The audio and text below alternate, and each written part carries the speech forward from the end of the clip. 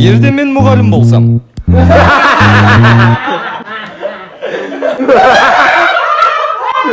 Ағай, сабақ басталып кетті. Орындарыңа отырыңыз. Так, числоны жазыңдар. Бүгін қазанның асты күйе.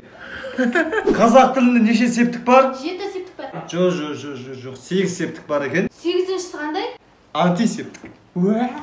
Ертең сабақтарын оқымасаңдар, базарда тиктокер болып кетесіңдер. Ой, тиктокер болғым келмейді. Оқуында сабағыңды. Бізге де айтсаңдаршы, күлейік та. Ағай, да, ең келдіңіз ғой, бұтыңыз жыртылып қалған қойсын. Кәні?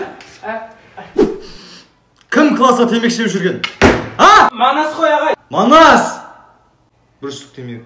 Бар ма? Ағай, сіз мектепте физикадан 3-ке шыққан екенсіз ғой, қалай мұғалім болып жүрсіз?